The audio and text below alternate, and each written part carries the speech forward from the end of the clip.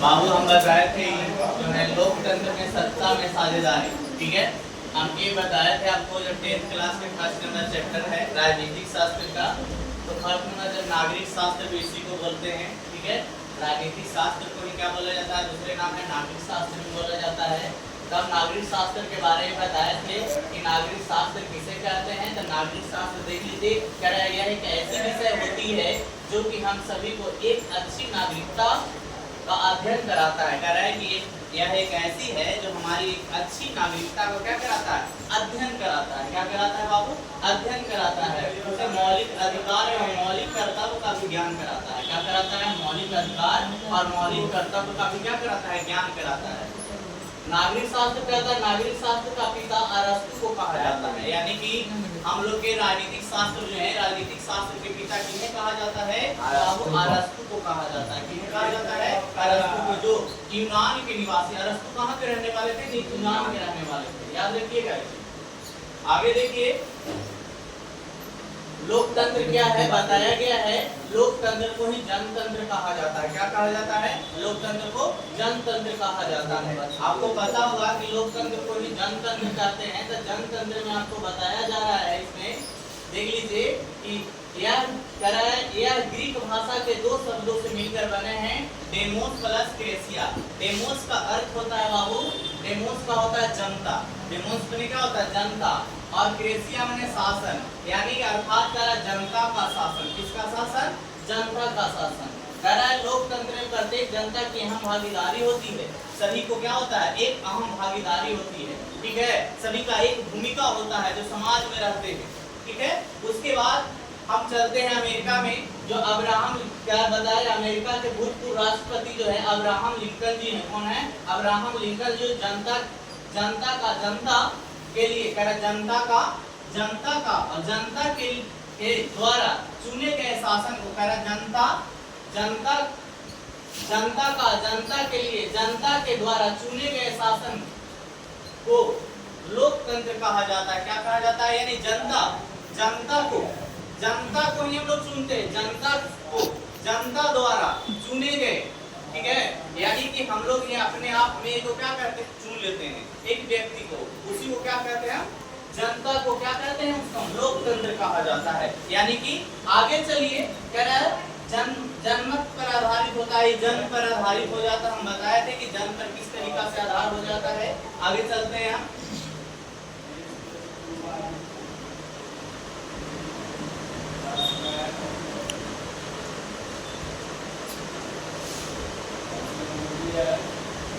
सत्ता की साझेदारी की बात करेंगे हम लोग। सत्ता की साझेदारी में आ गए थे, कह रहा बेल्जियम की स्थिति, श्रीलंका की स्थिति, बेल्जियम की राजधानी ब्रुसेल्स है, ठीक है, और यूरोप का एक देश है। यह जो है बेल्जियम जो है क्या है, यूरोप का एक देश है, और हरियाणा के बराबर क्षेत्रफल, लगभग 1 करोड़ आबादी है। यहाँ जो है बेल्जियम जो है, बेल्जियम में 1 करोड़ की आबादी रहती है। कितना करोड़ की आबादी रहती है, 1 करोड़ की आबादी रहती है।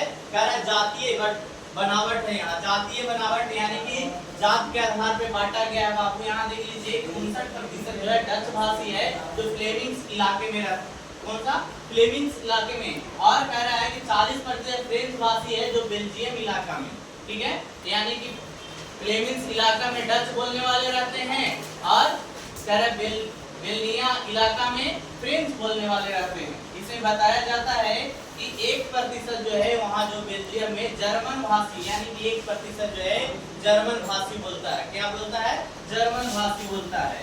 बता दें यहाँ पे कि ब्रुसेल्स की राजधानी कहाँ है, सॉरी बेल्जियम की राजधानी ब्रुसेल्स है, ठीक है। अब ब्रुसेल्स, कह रहा है ब्रुसेल्स में यहाँ पे बताया जा रहा है बेल्जियम में कि बाबू फ्रेंच भाषा बोलने वाला कितना है, 80%, और डच भाषा बोलने वाला कितना है, 20%।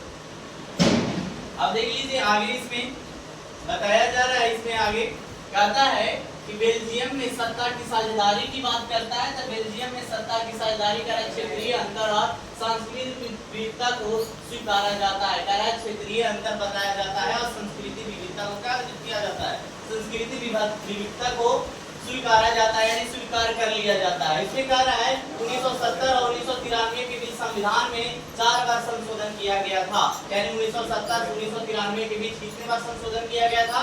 4 बार संशोधन किया गया था, जो कि हम आप लोग को बता चुके हैं। कह रहा है इसके बाद केंद्र सरकार में डच और फ्रेंच भाषी मंत्री की संख्या समान है, यानी कि दोनों की संख्या डच और फ्रेंच, यानी कि जब तक दोनों के मान लिया जाए कि दो पक्ष यहाँ दो जात के लोग रहते हैं, जो भाषा बोलने वाले रहते हैं, तो दोनों को क्या होता है, यानी कि 10 को अगर एक डच बोलने वाला है तो 10 को क्या होगा आपका डच भाषी बेल्जियम में था, और एक कौन सी भाषी था? फ्रेंच भाषी। तो डच भाषी के 10 को हो जाएगा तो फ्रेंच भाषी के 10, तब ना दोनों संतुलन में रहेगा, बराबर में रहेगा जी। अगर दोनों तरफ से बैलेंस नहीं रहेगा, दोनों 10 को उधर और 10 को इधर है, तो दोनों मिलकर कार्य करेगा, तब क्या करेगा? लोकतंत्र के लिए कार्य होगा। ठीक है, आगे कह रहा है सहमति। कह रहा सहमति से ही नया कानून पारित होता है। सहमति से कौन सी कानून पारित होता है? नया कानून पारित होता है। यानी 10-10 को दोनों रहेंगे संसद में, तो दोनों 10-10 को, यानी दोनों तरफ से यदि मेल होगा तो क्या करेंगे हम लोग? उस चीज को पारित कर देते हैं कि ये नियम पारित होना चाहिए। जैसे आप बोलता है क्षेत्रीय सरकार की शक्तियां, जो क्षेत्र में जिस क्षेत्र में सरकार रहेगा उसी के शक्ति के अनुसार काम किया जाता है।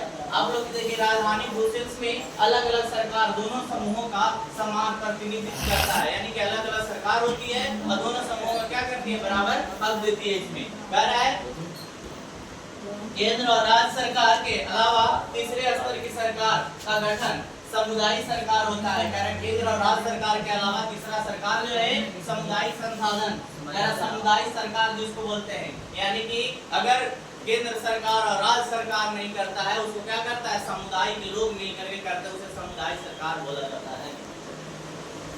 आगे देखिए, इसमें श्रीलंका की बात किया जाए तो श्रीलंका में आप लोग देखिए एशिया का एक द्वीप है। कह रहे एशिया क्या है कि जो श्रीलंका है एक द्वीप है। क्या बाबू? एक द्वीप है। और इस द्वीप में बताया जाता है कि एशिया का एक द्वीप है जो तमिलनाडु के तट से कुछ किलोमीटर दूर है, थोड़ी दूर है। ठीक है, जो कि आबादी 2 करोड़ है, और यहाँ जो है कुछ ही दूर पर है, लेकिन यहाँ बताया जा रहा है बाबू श्रीलंका में यहाँ जो आबादी जो है 2 करोड़ का है। कितना करोड़ का है? 2 करोड़ का है। अब देखिए जातीय बनावट की बात किया जाए, श्रीलंका में कई जाति समूह जो है, सिंहली बोलने वाला जो यहाँ श्रीलंका में जो है सिंहली बोलने वाला 74% और तमिल बोलने वाला 18%। कह रहा है सिंहली बोलने वाला 74% है और तमिल बोलने वाला 18% है। अब सिंहली बोलता है जो अधिकतर बौद्ध धर्म, कौन सा धर्म में? बौद्ध धर्म में, और तमिल बोलता है हिंदू, हिंदी और मुसलमान और अन्य जाति मिलकर क्या बोलता है? तमिल बोलता है वहाँ। ठीक है, मूल तमिल बोलने वाला 13% है, जो वहाँ खाली तमिले बोलता है भाषा, तो 13%। ईसाई जो है, ईसाई बोलने वाला जो है बाबू 7%, दोनों भाषा बोलता है। ठीक है, और भारतीय तमिल 5%, जो बंधुआ मजदूर बन कर गए थे यहाँ से कर्ज दे करके उसको लाद करके, यानी कर्ज उस पर लाद करके उसको बरियरी लेके चला गया था, उसको क्या कहते हैं हम लोग? यानी कि दूसरे के अधीन में काम करना, उसको बंधुआ मजदूर कहा जाता है। कौन सी मजदूर कहा जाता है?